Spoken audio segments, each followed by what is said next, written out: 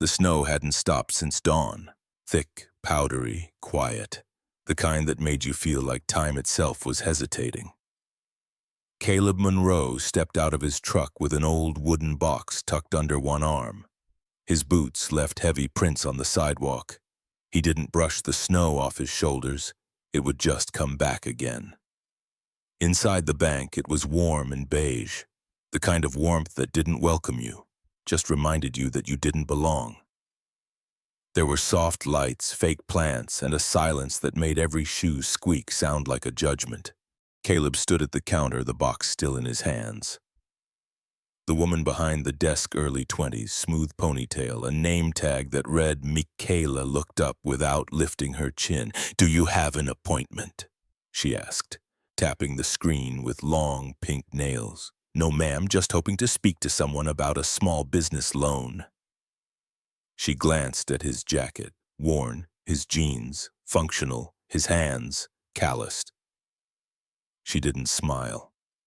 "You'll need to fill out a pre-screening first, but our loan officer's schedule is full until next week." Caleb nodded. "All right. Can I wait a bit? I came in from Garden Valley." She blinked. "That's far."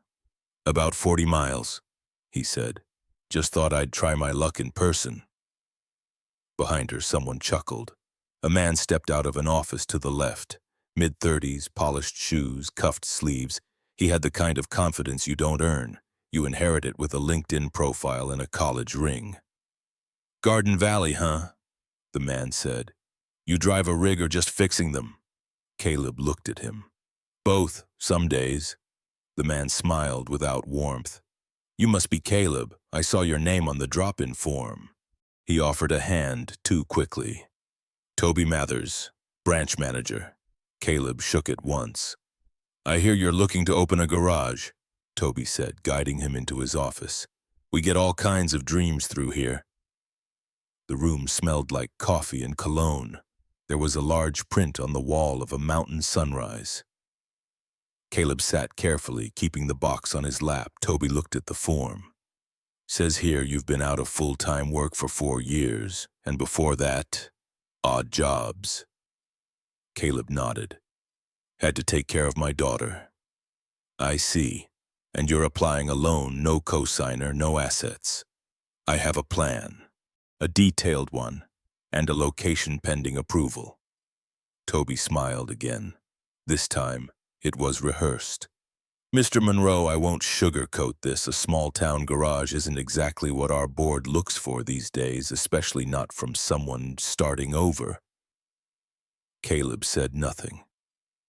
"You seem like a hard worker, honest guy, but we have policies, metrics, and from where I sit..."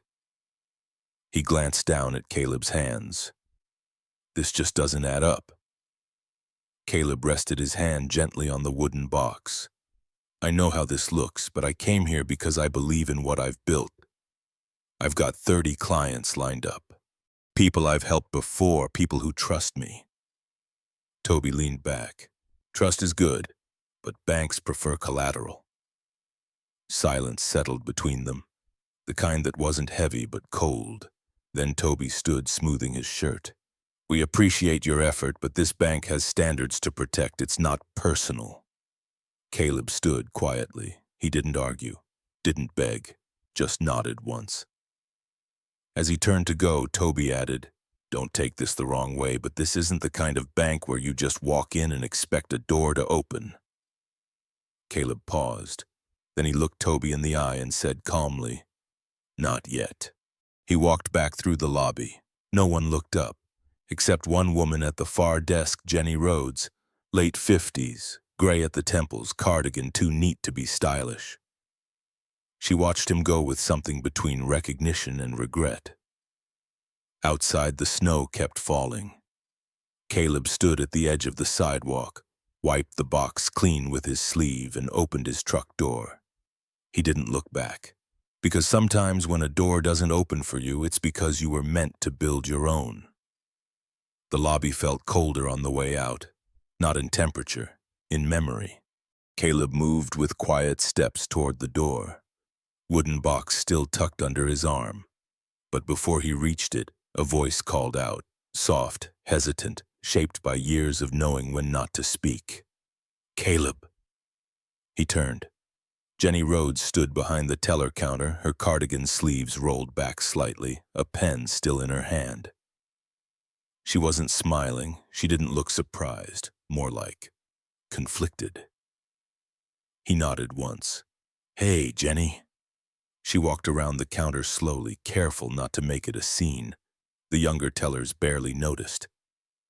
"I thought that was you," she said.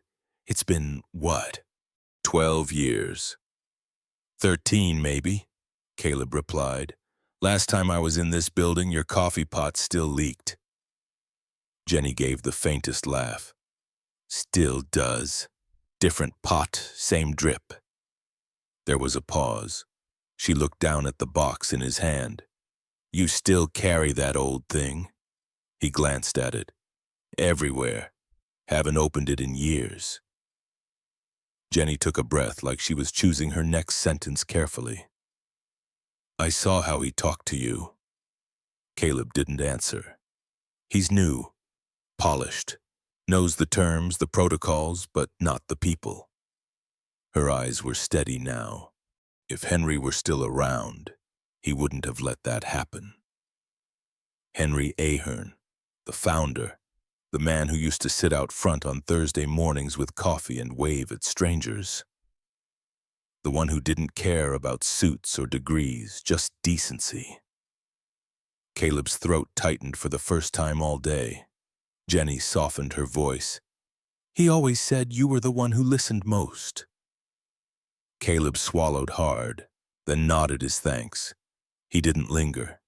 He pushed open the glass door and stepped into the afternoon snow. It had thickened. The world was a blur of white and gray, muffled and slow.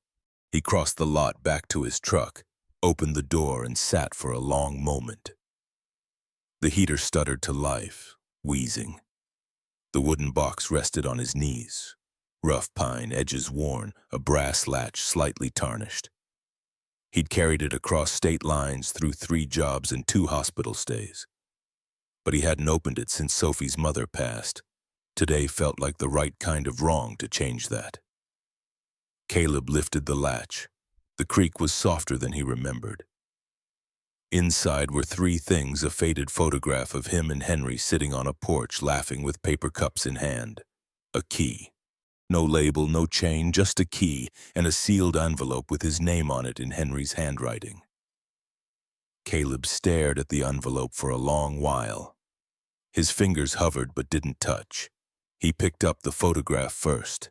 They were both younger in it. Caleb's beard hadn't come in fully yet. Henry had a toothpick in his mouth, as always. The man had been more than a boss. He was the kind of quiet mentor that didn't call you son, but made you feel like one.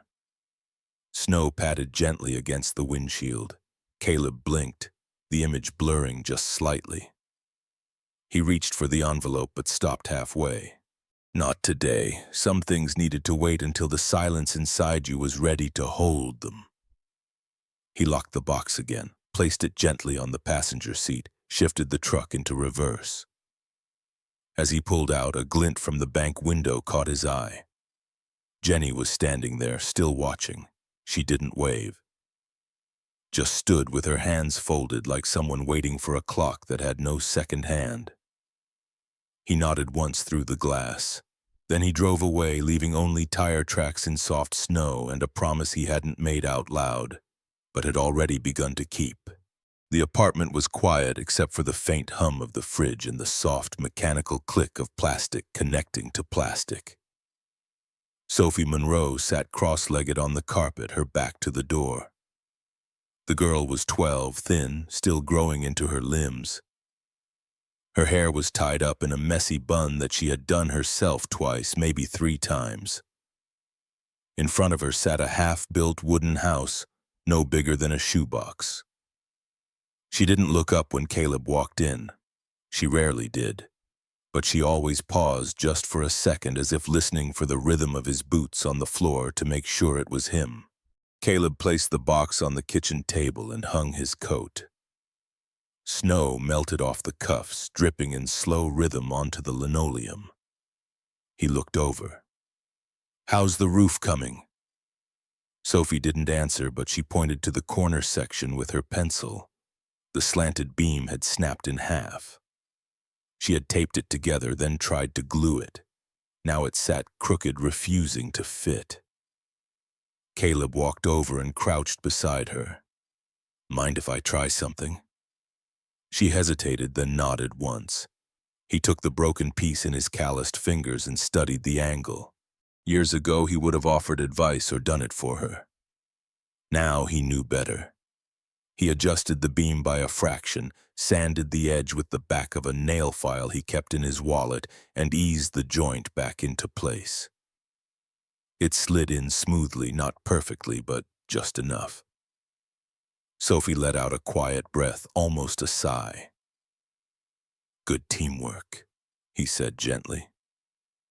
She didn't smile, but she handed him a second beam. That was her way of saying thank you. Caleb stood and moved to the kitchen. The apartment was small but clean. Every drawer had been child-proofed long after Sophie needed it. Habits were hard to unlearn. Dinner was leftover meatloaf and 2 potatoes he microwaved with butter. He plated them on mismatched dishes, the kind collected slowly through years of half-finished sets and thrift store shelves. They ate in silence. Not awkward silence, just the kind that fills a space between people who understand each other without pushing. Caleb glanced at her between bites. She wasn't eating the crust, like always. He reached over, swapped the outer edge of his potato with hers. She didn't look up, but she finished it. The clock on the wall ticked. Outside, the world had gone pale with snowfall, the kind of quiet that makes you think you're the only family left awake in town. After dinner, Sophie stood and rinsed her plate without being asked. Then she returned to her model, adjusting a small door with intense focus. Caleb washed his own plate, then dried his hands on a towel that had once been white. He sat down at the kitchen table and opened the box again. He looked at the envelope. Still sealed, still heavy. He wasn't sure which was harder, being given a second chance or having to decide when to take it. From the living room came a soft voice. "Dad." He turned. Sophie hadn't spoken all evening. "Yeah." She didn't look up from her model. "When the house is done, can we make one that's real?" Caleb didn't answer right away. He looked at her hands, precise and patient. Placing each beam with care, he nodded slowly. "Yeah, baby," he said. "We can build something real." She didn't say anything else. She didn't need to. And for the first time in weeks, as the heater coughed and the snow fell, Caleb let the silence sit not as a weight, but as a space waiting to be filled. The apartment had gone still for the night. The model house sat finished on the coffee table, lit by the dim lamp in the corner. Sophie had gone to bed without a word, the way she often did, quietly, deliberately, like sleep was just another task on her list. Caleb sat at the kitchen table alone. The wooden box was open again, the same way it had been in the truck that morning. The key still lay there, cool and quiet.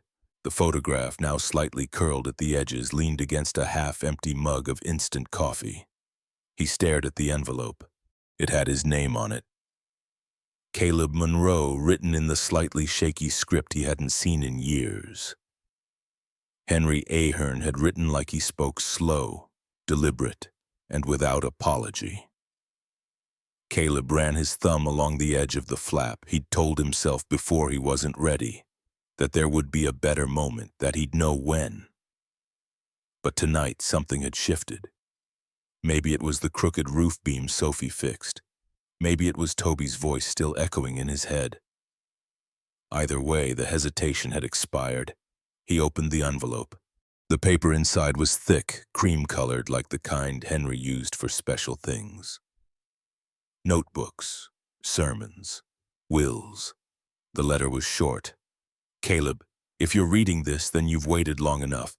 I don't believe in luck, but I do believe in timing. You've always been better at waiting than most men I've known.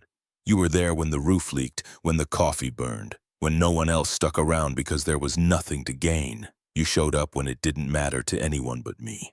This building where I built the first branch, where you helped pour concrete in the back lot, is yours now. The deed is signed, notarized, and filed. Not because you earned it, but because you never asked for it. You won't want it, not really. But I think you'll know what to do with it. P.S. The key still opens the side door. Some locks never needed changing. Caleb didn't move for a while. He just stared at the paper, letting the words settle like snow in the lungs. It didn't feel like a gift. It felt like a responsibility. He reached into the envelope again and found a second sheet shorter, legal in format. At the top, warranty deed, transfer of property. The address was clear. The bank building, downtown Boise, 3 stories, full rights of ownership. His name printed at the bottom beside Henry's signature. No bank logos, no corporate stamp, just paper. And trust. Caleb leaned back in the chair. The ceiling light buzzed faintly above him. He remembered pouring cement behind the bank, just like Henry said. They'd both ruined their boots that day. Henry had laughed. Said boots were meant to be broken if you were doing life right. He looked at the key again. Then he looked out the window. The snow was falling softer now, flakes thinner like the storm was tired. He stood, took the letter and the key, and walked to Sophie's room. Her door was open just a crack. She slept curled on her side, clutching the tiny chimney from her model house in one hand. The walls around her were covered with sketches of buildings half real, half imagined. He whispered not to wake her, but to remind himself. I think it's time. He went back to the kitchen, folded the letter, and placed it back in the box this time, on top of everything else, not hidden, not sealed away. He closed the lid gently as if to say, now you know, and now it begins. He didn't need to plan out the next step that night. Sometimes knowing something is yours is the first step toward learning how to share it right. Outside, one street lamp flickered, the kind of flicker that comes before the bulb stabilizes. A moment of light, lost and found. Caleb watched it from the window for a long time until the hour no longer mattered. Then he turned off the lamp and let the silence carry him to morning. The snow had melted in streaks along the curb, leaving behind slush and gray edges. It was just warm enough to feel like winter had loosened its grip, but not enough to trust it. Caleb parked across the street from the bank, same spot as before, same truck. The wooden box wasn't with him this time. Just a folder, a quiet resolve, and the sound of his boots stepping through leftover ice. He didn't rush. There was no need to. Inside, the bank looked identical, still beige, still too quiet. But now he noticed the way the lights hummed faintly above the marble floor. The way the clocks ticked half a second out of sync. The kind of details that only stand out when you know you're not just passing through. Michaela was at the front desk again. She looked up, then blinked, unsure. Mr. Monroe? Caleb gave a soft nod. Is Mr. Mathers in? She glanced toward the office. He's with someone. At that moment, Toby stepped out of the glass-paneled office, holding a paper cup and half a grin. Well, look who's back, he said. Come to try your luck again. Caleb said nothing. Toby stepped forward, dropping his voice just enough to sound amused without seeming unkind. I gotta say, that's some dedication. Most folks would have taken the hint. Caleb held the folder in both hands. I'm not here about the loan. Toby raised an eyebrow. No. Well, Toby chuckled. Unless you're here to open a checking account, I'm not sure what I can do for you today. He gestured toward the waiting area, as if offering Caleb a choice to sit, to wait, to stay small. But Caleb stayed standing. I'm here to talk about the building. Toby sipped his coffee. Maintenance issue. Caleb's voice didn't rise. Ownership. The smile faded slightly. "Excuse me." Caleb opened the folder. He removed a copy of the deed, unfolded it slowly, and handed it to Toby with both hands. Not to intimidate, just to let the paper speak first. Toby glanced at it, then read it again, then again. His jaw shifted. This has to be a mistake." "It isn't," Caleb said. "I confirmed it with county records. It transferred 18 months ago, filed by Henry Ahern himself." Toby didn't respond. His eyes moved across the document like they were looking for a loophole that didn't exist. From behind the counter, Jenny stood still. She had heard just enough to understand more than she should have. Her hands froze over the keyboard, one breath held in suspension. Toby tried to smile again. This one didn't land. "So, what exactly are you saying, Mr. Monroe?" Caleb didn't lean forward. He didn't lower his voice. "I'm saying this branch sits in a building I now own." Silence. Not dramatic, not loud, just real. Caleb looked at the walls, the fake plants, the sunrise photo. "I don't want to cause a stir or throw anyone out." He turned back to Toby. "But I think it's time things worked a little differently around here." The air inside the bank had shifted, like a window had been cracked open somewhere, letting in something colder than the outside air. Toby Mathers still held the deed in his hand, though he no longer looked at it. He was watching Caleb now, as if trying to decide whether this was a prank, a mistake, or something worse, the truth. "I'll need to verify this," he said, voice thinner than before. Caleb nodded. "Of course." Toby gestured stiffly toward Michaela. "Can you get someone from legal on the phone?" She hesitated. "From corporate." "No," a new voice said. "From title services. No need to go higher yet."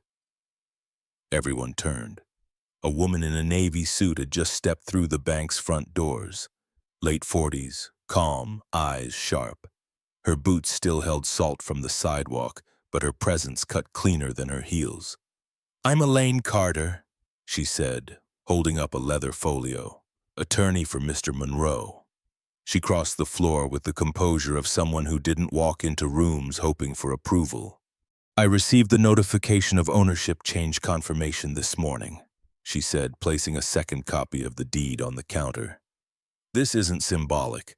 The property was legally transferred to Mr. Caleb Monroe on record, Boise County, 18 months ago, signed and sealed by Henry J. Ahern." Toby's mouth opened, then closed, then opened again. Jenny moved first. She walked out from behind the teller line and stood beside Caleb, not saying a word, just being there, like a hinge that had finally turned. One of the junior tellers, Evan, whispered too loudly, "Wait. Caleb owns this place." Elaine turned to Toby. "According to municipal zoning records, your bank's lease is month to month, and technically expired 60 days ago without renewal. Mr. Monroe has the legal right to reclaim the premises at will." Toby stepped back like he'd been struck. This is absurd." Elaine didn't flinch. "What's absurd is failing to do a title check on your own place of business." Caleb raised a hand. "I'm not here to shut anything down. Not today." He looked around the lobby at the employees watching with frozen posture, at the customers peeking from behind checkbooks and clipboards. "I'm not here to make anyone lose their job," he said, voice steady. "I came back because I was told I didn't belong, in a place I helped build."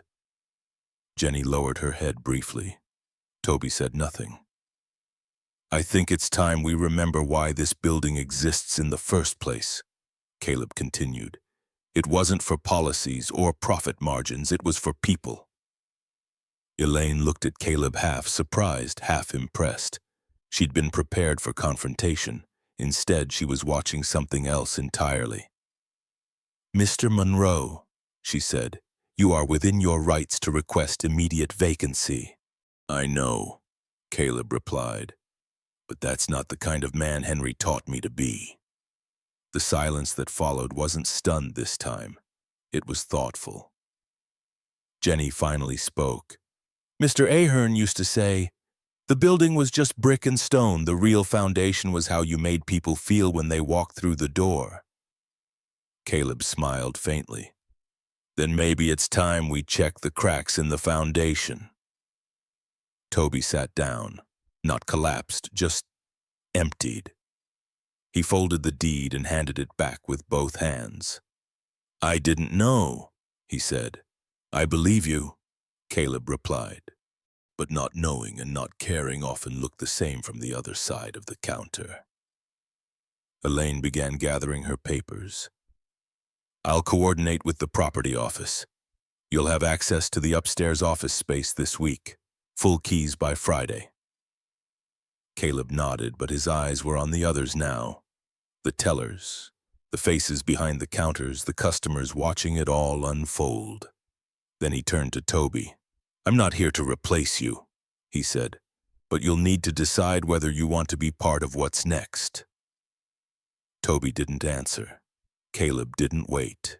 He stepped toward the side hallway, the one he used to walk with Henry every Thursday morning before the branch opened. Jenny followed him quietly, one step behind, and for the first time in years, the sound of his boots on that marble floor didn't echo alone. The break room wasn't built for moments like this. The table was too small, the chairs too mismatched, the fluorescent lights too bright. Someone had left a half-eaten muffin near the sink. The coffee pot was empty, though the burner still glowed red. 8 employees sat around the room, some with arms crossed, some with eyes low. And at the far end of the table, Toby, his name badge turned slightly, as if even it didn't want to face forward today. Caleb stood near the whiteboard, no suit, no presentation, just a navy shirt with sleeves rolled back and a small notebook in his hand. Thank you for sitting with me, he began. I know it's been a strange day. No one replied. A few nodded. One phone buzzed but was quickly silenced. I'm not here to fire anyone, he said. I'm not here to lecture either. He placed the notebook down. Its cover was cracked leather, corners softened from time. He opened it to a marked page. This belonged to Henry. He used to jot things down. Phrases, reminders, things customers said, sometimes just names. He turned it toward the room. This one says Mrs. Leeds, August. Overdraft fee waived because husband had a stroke. Apologized for overdrawing. Brought homemade jam next visit. Jenny smiled faintly. She made the best apricot. Caleb nodded. These aren't financial notes. They're reminders of why the doors opened in the first place. He walked slowly, eyes on each person. I stood at that counter once, not as a customer, as a helper, fixing the floor tiles in 2009. I watched how Henry greeted people by name, how he never checked account balances before offering a chair. A young teller, Evan, looked up. He really did that. Every week, Jenny said quietly. He kept extra gloves in the back in case someone came in cold. Caleb smiled. That's who he was. And I think somewhere along the line, this place forgot that. No accusation in his voice. Just fact. Like calling a wall faded after years of sun. I'm not asking you to feel bad about anything, Caleb continued. I'm asking you to remember something, that you're not just working at a bank, you're holding the keys to someone's last hope, someone's first step, someone's Tuesday morning with rent due and courage barely hanging on. The room softened, not all at once, but enough. He turned to Toby. I know how it feels to want to do everything by the book, but when the book was written without people like me in mind, sometimes we have to write in the margins. Toby looked up. His voice was rough but even. What happens next? Caleb took a breath. We build again, not from scratch, from memory. He picked up the notebook and placed it on the table. Every week, we'll write one story in here. One customer moment worth remembering. Doesn't have to be dramatic, just honest. Evan asked, even if it's small. Especially if it's small, Caleb said. That's where the cracks start. and where the light gets in. No one clapped, no one cheered, but no one left either. And sometimes that's where rebuilding really begins. The next morning, the conference room felt different. Not because of the light, it was the same pale wash through the tall windows or the furniture, which still creaked under the weight of coffee mugs and history. But something in the air had shifted. Slower breathing, less armor. Caleb stood at the head of the table. He didn't bring a slideshow. Just two things, a copy of the building deed in a manila folder and the notebook, the same one from the break room. This time he placed it at the center of the table like it mattered more than anything else in the room. "This is where we start," he said, "but we're not stopping at stories." He looked around. Jenny sat to his right, hands folded like someone in church. Evan leaned forward slightly, a pen in hand. Even Toby had shown up early. He didn't hide behind his usual smile. He didn't look away either. Caleb held up a printed document stapled at the corner. "These are the first 3 policies we're putting in place. Nothing radical, just reminders written down." He passed the copies around. Policy 1, the listening rule. All staff must allow customers to speak uninterrupted for the first full minute of any Irvis interaction, no matter the request. No scripts, no typing, just presence. Policy 2, the mirror hour. Once a month, every team member shadows a customer interaction outside their own role tellers with loan officers, security with customer service. Empathy is built from the inside. Policy 3, the red button. If any staff member feels a customer is being treated unfairly, they may discreetly log the moment in a shared record, anonymous or named. No punishment for raising the flag, only conversations. Jenny read the last one twice, then looked at Caleb. "You're serious about this?" "I'm serious about change," he said. "These aren't just words. They're doors." Toby leaned back. "People don't like change, especially in finance." Caleb nodded. Neither did Henry, but he liked stagnation even less. He walked to the whiteboard behind him. There in marker was a quote he'd written before the meeting began. "A safe place to hold money is nothing if it's not a safe place to be human." H.J. Ahern. No one spoke for a moment. Then Evan raised a hand. "What if we get pushback from higher up, from regional?" Caleb smiled genuinely for the first time since he came back. "Let them push. This building belongs to us, and so does the way we use it." Jenny picked up the notebook and turned a few pages in. "There's space for more stories," she said quietly. "Good," Caleb replied. "We're just getting started." He took a fresh pen from his pocket, placed it beside the notebook, and stepped back. "No need for applause, no need for agreement right now." He paused. "Let the room breathe. But if you decide to stay, bring your whole self, not just the part your job description asked for." They stayed in that moment longer than usual, not because they had to, but because nobody wanted to be the first to break it. The kind of silence that means something, the kind that says we've been seen and maybe we're ready to see each other again.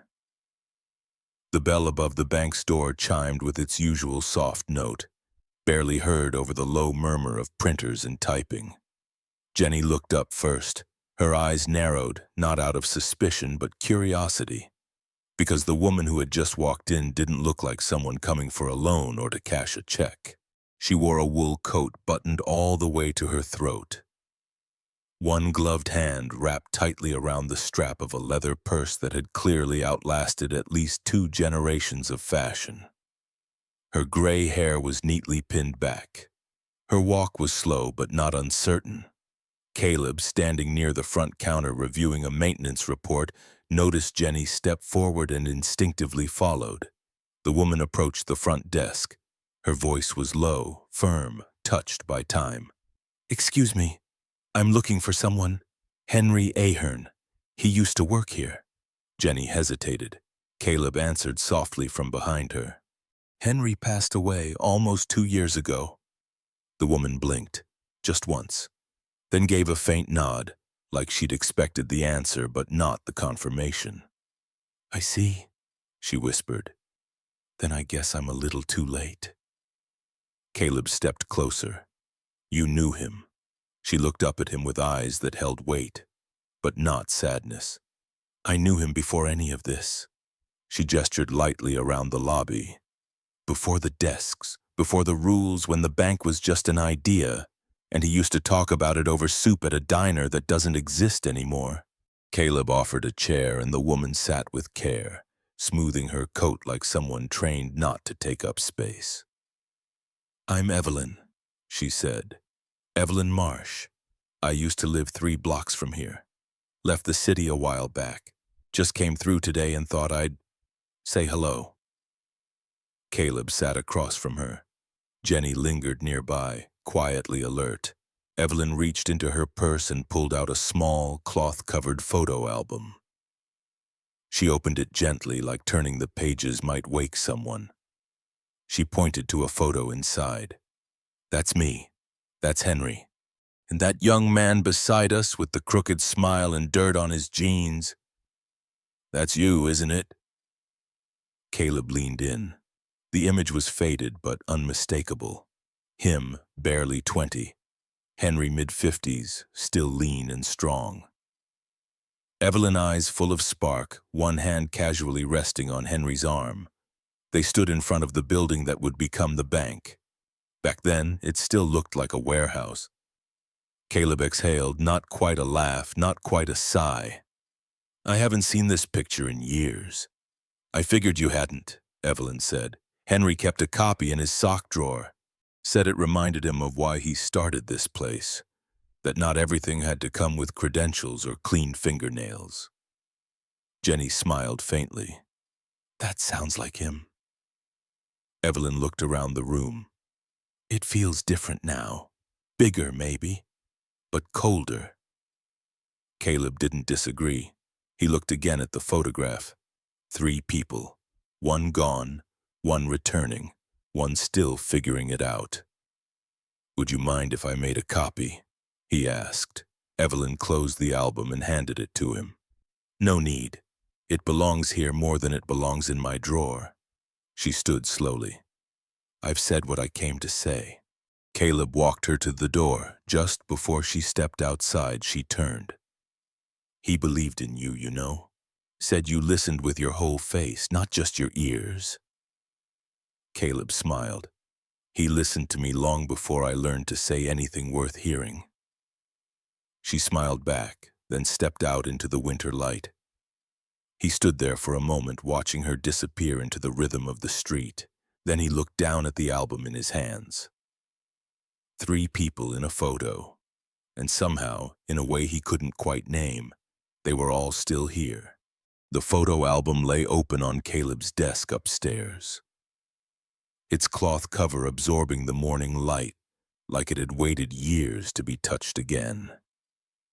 He sat in the old wooden chair Henry used to claim back when this office still smelled like pipe tobacco and lemon polish. Caleb hadn't moved much of anything since taking over. The dents in the desk, the scuffs on the floor, they mattered. They remembered. He turned the pages slowly, not searching for anything, just letting memory guide him. Each photo was a slice of time Henry never bragged about. The early days. A lunch truck parked outside the shell of the building. Volunteers laying brick. A kid with his shirt off holding a hammer too big for his frame, Caleb.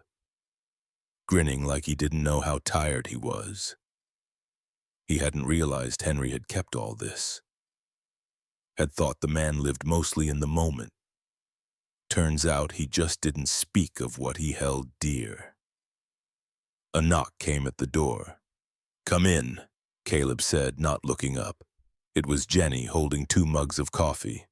I figured if you're going through ghosts, you might need something warm. He smiled, took a cup. She sat across from him without asking. I remember that one, she said, pointing at a photo of Henry leaning against the wall with a wrench. That was the day the water line burst. He fixed it himself, flooded his shoes, then walked into the first staff meeting like nothing happened. Caleb chuckled quietly. He used to say dignity wasn't about staying dry, it was about not blaming the rain. Jenny sipped her coffee. He wasn't perfect, she said, but he was grounded. He didn't see people as problems to solve. No, Caleb agreed. He saw them as stories still being written. He paused. I think I forgot that for a while.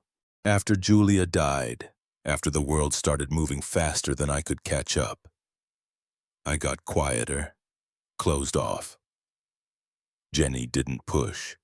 Caleb looked down at the photo of him and Henry on the back steps. Caleb with his first paycheck in hand, Henry with 2 sandwiches and only 1 napkin. He told me once, Caleb said, that the day I stopped expecting to be seen was the day I'd need to start looking harder at others. Jenny reached across and tapped the photo. He saw you. Long before this place had doors, Caleb nodded. And now I see what he left me isn't just a building. It's an unfinished chapter. He stood, walked to the file cabinet, and pulled out the red leather binder marked Branch Policy. Without hesitation, he placed the album on top of it. From now on, he said, we don't just file reports. We remember who we're doing this for. Jenny watched him for a long moment. Then she stood and walked toward the door. Some legacies are built in silence, she said, but they speak loud once someone finally listens. She left the room. Caleb remained, fingers resting on the old album. Snow tapped lightly against the window. Down below, the city moved on fast, indifferent. But inside that room, time slowed just enough for one man to finally understand that memory isn't meant to trap us. It's meant to teach us how to move forward without forgetting who walked beside us.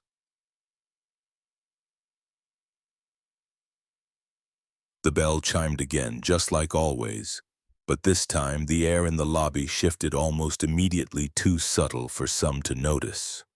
But not for Caleb, who had just stepped out of his office with a fresh mug of coffee. A woman stood at the entrance clutching a folder to her chest. Maybe late 30s, maybe older. It was hard to tell through the exhaustion in her posture. Her scarf was wrapped too tightly, as if protection could be woven from wool alone. She stepped forward cautiously, eyes scanning the room like it might demand something she'd forgotten. "Excuse me," she said, her voice low, careful, with a thick accent underneath each syllable. "I need help with account for small business." Toby was at the teller window. He glanced up, then back down. "New business accounts are handled online," he said without much volume or warmth. "Website's faster." She stepped forward again, trying to smile. "I bring documents.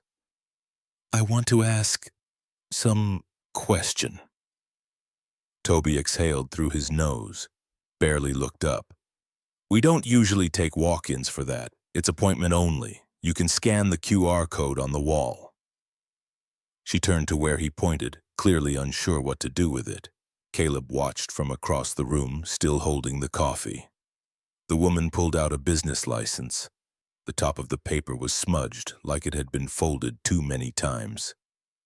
Her name, Lynn Pham, was printed beneath the logo of a tiny flower shop.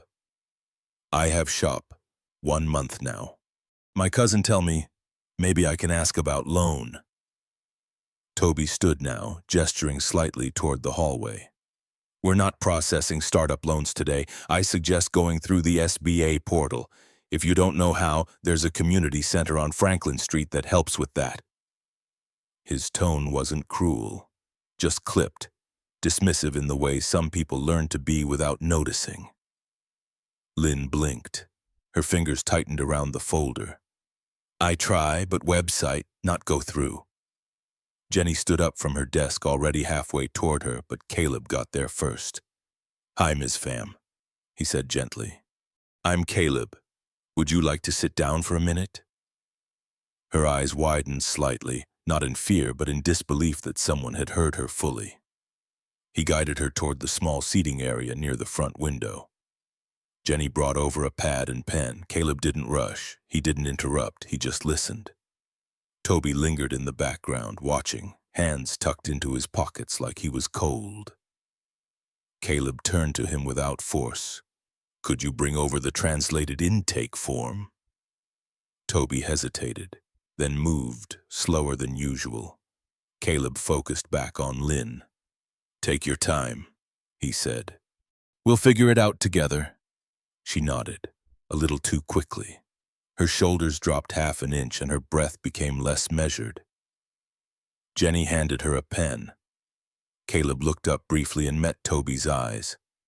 Not angry, not disappointed, just aware. And that awareness was louder than any lecture could have been. Later, as Lynn left with a tentative smile and a follow-up appointment in hand, Caleb remained by the window. He watched her disappear into the late afternoon sun, the same way Evelyn had days earlier. Another woman carrying more than what could be seen, another story almost missed. Behind him, Toby cleared his throat. "I didn't mean to—" Caleb stopped him gently. "I know." Toby swallowed. "I just thought I was being efficient." Caleb nodded but said nothing more, because sometimes what needed to be said wasn't a correction. It was an invitation to listen better next time. Toby sat alone in the break room, the coffee in his paper cup long gone cold. Outside, the streetlights flickered to life, painting orange streaks across the tile floor. The bank had closed an hour ago, but he hadn't left. He didn't want to go home. Not yet. A small cassette recorder rested in his hand. Old, scratched, the kind no one used anymore. He didn't even know how it had ended up in the drawer of Mr. Ahern's old desk, but it was there wrapped in a handkerchief with a note in faded ink. "For whoever forgot what a voice can carry." He pressed play. The tape clicked, then hissed, and then a voice. Gravelly, slow, measured like footsteps on snow. "If you're listening to this, you probably think you know what this place is. A business, a building, numbers, but it's not. It's a promise made in wood and time.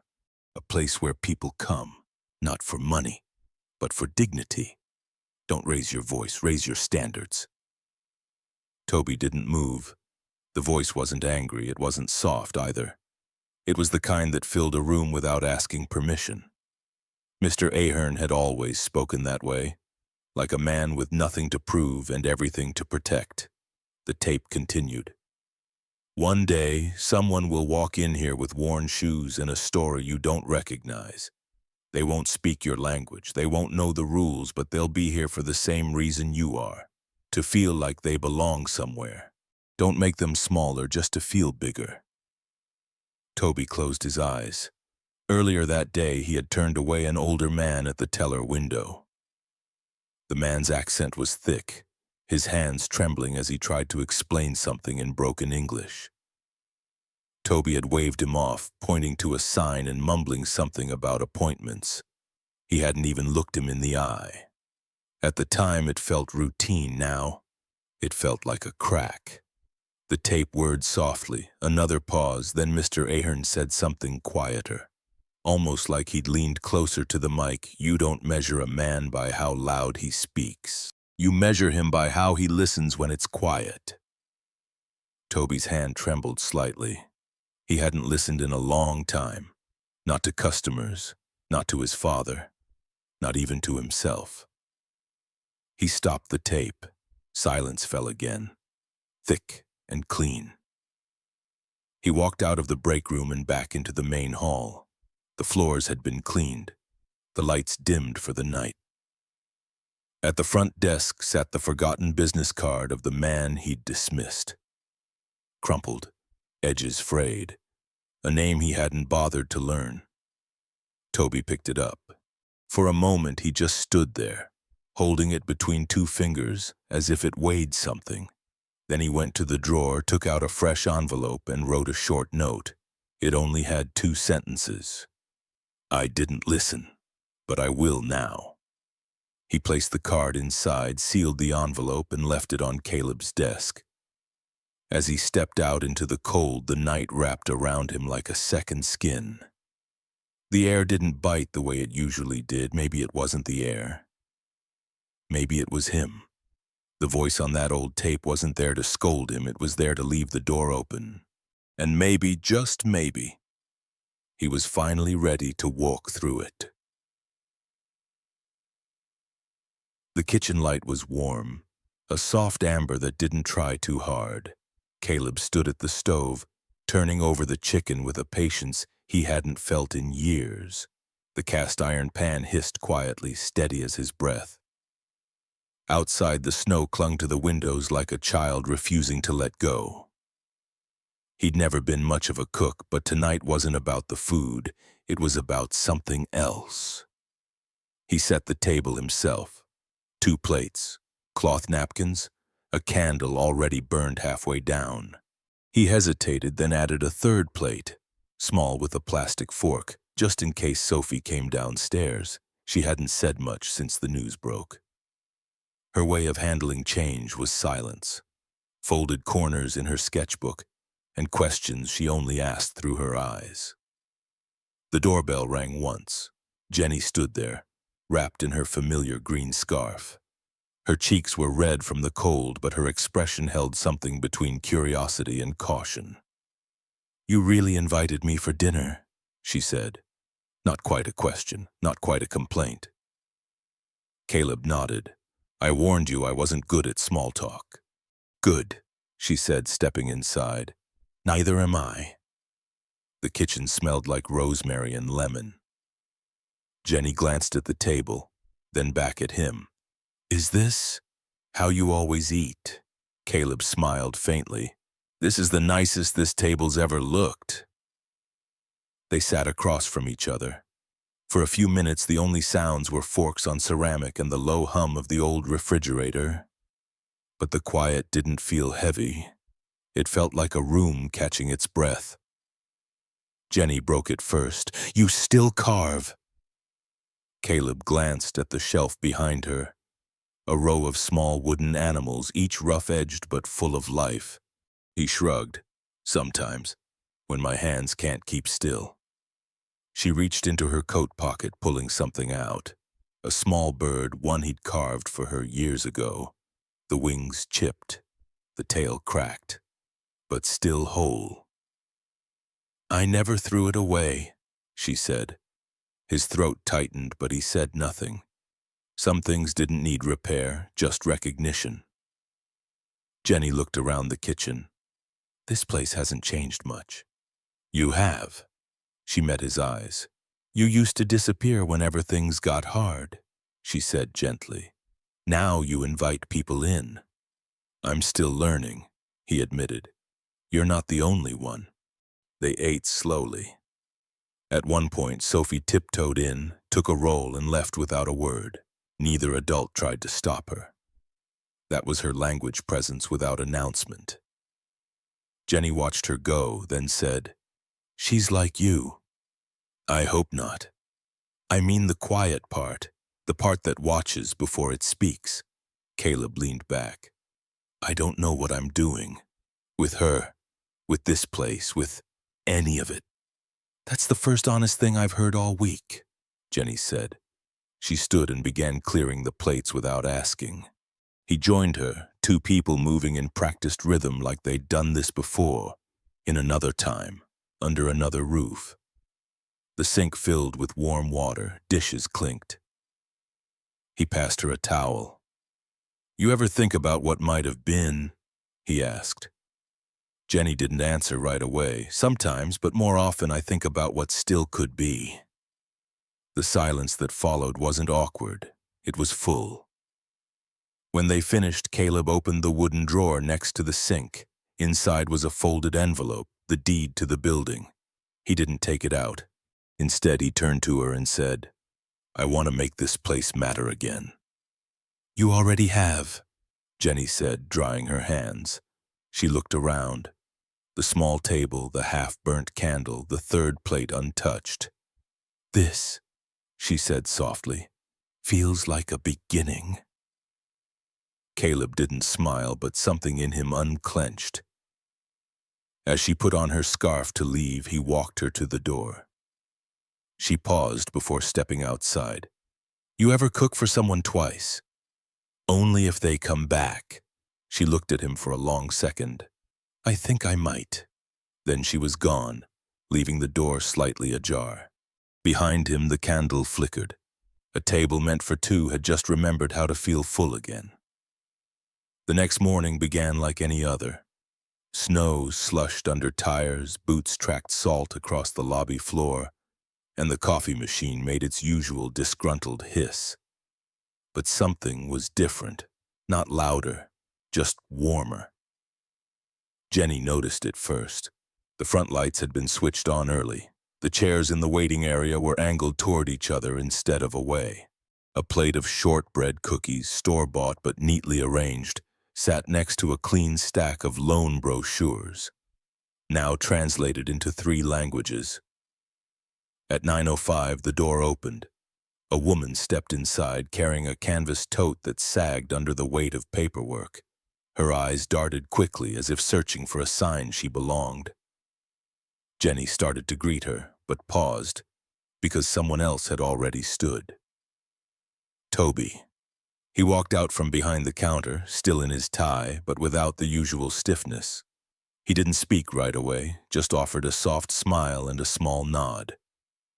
"Welcome in," he said. "Are you here about a small business account?" The woman nodded. "Yes, I just started a cleaning service. My English is okay, but—" "The forms." Toby lifted a hand, gently. "It's all right. Let's sit for a bit. I'll walk you through it." He gestured to the small table near the side window, the one that had sat unused for years. On it, someone had set out 2 mugs in a chipped ceramic teapot, steam curling like breath in cold air. The woman blinked. "You made tea?" Toby nodded. "It helps slow things down." They sat, not across from each other, but side by side. He poured the tea, not in a hurry, and slid the first form across. "I'll explain it line by line," he said. "You tell me when it stops making sense, no rush." Across the room, Caleb watched from the stair landing. He didn't interrupt, just stood with his hands in his pockets, the hint of something settling in his chest, something that had been tight for a long time. Jenny joined him quietly. "You see that?" she said. "I do. He's not doing it for show." "I know." The woman at the table laughed gently at something Toby said. He smiled, not performative, just real, quiet, present. "You think people change?" Jenny asked. "I think some people remember," Caleb said. "Sometimes it just takes the right voice to bring them back." Downstairs, Toby reached for another form, then hesitated. "I'm sorry," he said, looking at the woman beside him. "For what?" "For not knowing how to listen the first time." She looked at him, surprised, but then she smiled. "It's okay," she said, "and sometimes we all need a second visit." Toby nodded. "I'm glad you came back."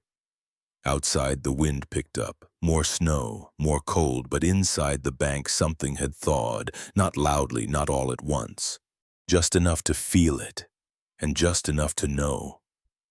This place was starting to remember how to open its doors without needing to raise its voice. It was a Tuesday morning, the kind that never made the news. The wind had calmed. The sky was low and pale, unsure if it wanted to snow again or let the thaw begin. Inside the bank, something quietly different was happening. A folding table had been placed in the center of the lobby. On it lay a dark blue hardcover book, the spine embossed in silver, the kindness ledger. A small card sat beside it, written in Jenny's neat handwriting. "If someone here made your day better, tell us. If you made someone else's day better, tell them." No ribbon cutting, no flash, Just a pot of coffee, 2 trays of cookies, and a handwritten invitation posted in the window that read, "Neighbors welcome."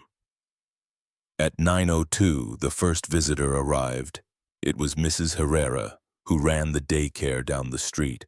She came in carrying a plate of pan dulce and a toddler on her hip. Jenny smiled, walking over with a paper cup of coffee. "He's grown since last time. He won't stop drawing on the walls," Mrs. Herrera said. "I figured I'd bring sugar as an apology." She glanced at the table. "That the book?" Jenny nodded. "You don't have to write anything if you don't want." But Mrs. Herrera stepped forward. She set the plate down, balanced her son carefully on one hip, and flipped to the first blank page.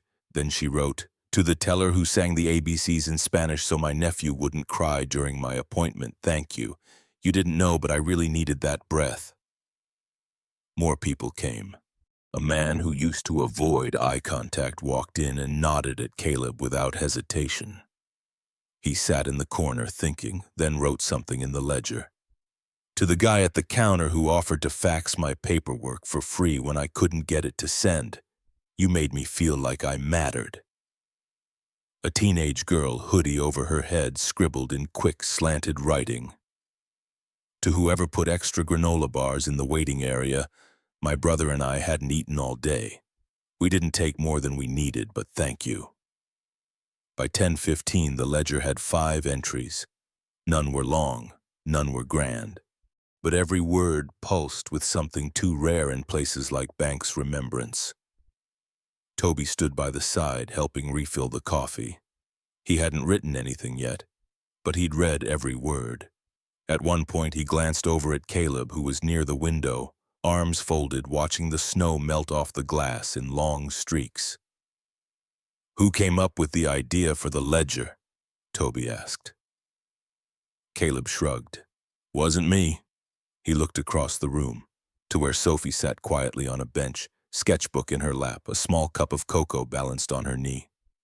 "She asked me why Banks never had guest books," Caleb said. "I didn't have an answer." Toby followed his gaze, nodding slowly. "Smart kid. Too much for me some days," Caleb said. A moment passed. "You gonna write anything in it?" Caleb asked. Toby looked at the ledger, then at the people still writing in it, slow and careful. "Maybe," he said, "when I've earned the right to." Caleb didn't answer. He didn't need to. Outside, the last icicle on the awning snapped and fell, hitting the ground with a clean sound. Inside, Sophie looked up from her drawing, smiled to herself, and kept sketching. She was outlining the front of the bank. But this time the doors were open, and the snow in her picture was starting to melt. It was the kind of morning that didn't ask for attention. The snow had melted into soft mud, and the sun, hesitant and pale, peeked through strips of cloud like it was testing the air. Caleb stood in the backyard, shovel in hand, boots sunk slightly into the damp earth. Sophie knelt beside him, wearing the old denim jacket he used to wear when fixing things around the house. It hung off her shoulders, too big, but she refused to take it off. Between them sat a small sapling in a burlap sack, thin trunk, young roots, leaves barely awake. "Why a tree?" Sophie asked, wiping her nose with her sleeve. Caleb looked down at her. "Because buildings get sold, papers get lost, but if we do this right, this will stay." She nodded but said nothing. He began to dig. The soil was stubborn, still half frozen in places. Each scoop made him breathe a little deeper. Sophie helped, using her hands to pull rocks from the hole, tossing them gently to the side. When the hole was finally deep enough, Caleb placed the sapling in with care. Sophie held it steady while he filled in the soil. They didn't speak, not because they didn't have words, but because the silence felt like a kind of prayer. As he pressed the last bit of earth down with the back of the shovel, Sophie looked up. "Will it grow fast?" "No," Caleb said, "but it'll grow." She tilted her head. "Even if we're not here." He paused. "Especially then." She didn't ask what he meant. She just sat back and stared at the little tree like she was trying to memorize it. Caleb walked over to the porch, where a small wooden box sat in the light. The same box Henry had given him long ago. He hadn't opened it since the day he left the bank, not fully, not when it mattered. He brought it back and sat beside Sophie. She raised an eyebrow. "You gonna finally show me?" Caleb smiled. "Only if you promise not to laugh." "I make no promises," she said, grinning. He opened the lid slowly. Inside were folded papers, some yellowed with age, others newer. Old receipts from the first wood Caleb ever bought for carving. A faded photo of him and Henry outside the bank's front steps. A pressed flower. A tiny carved horse broken at the leg. Sophie picked up the horse. "You made this." "I was 10. It broke the day my mom left." She ran her thumb over the crack in the wood. "You kept it." Some things don't need to be perfect to be worth keeping. She placed it gently back in the box. At the bottom lay a folded piece of paper she hadn't seen. She opened it. It was a letter, short, in Henry's handwriting. "One day you'll forget why you started. That's when you come back to who you were when it mattered and start again. Not for pride, not for legacy, but for love. That's the only thing that lasts." Sophie read it twice, then folded it back and handed it to her father. "You miss him." Caleb looked out at the small tree. Its thin shadow barely touched the grass. "Every day," he said, "but today feels a little like he's still here." She leaned her head on his shoulder. They sat like that for a while. The wind carried the soft rustle of leaves, though none had fallen yet. Somewhere in the distance, a car started. A dog barked once, then quiet again. The sun broke fully through the clouds, sending one clean beam of light across the yard. Across the tree, their boots and the box sitting open between them. Sophie pointed. "Look!" The light hit the wood just right, glowing across the grain like it was breathing. Caleb didn't speak. He just closed the lid softly, as if to keep the warmth inside. They walked back toward the house. Sophie turned once, looked at the tree, then back at her dad. "Can I name it?" "Sure," Caleb said. "It's yours too." She smiled. "Then I'll name it Henry." He didn't correct her. The door swung open behind them. Light spilled out from the kitchen, not bright, just enough. Just enough to remind them that some homes don't need walls to be felt. And some roots don't need years to mean something.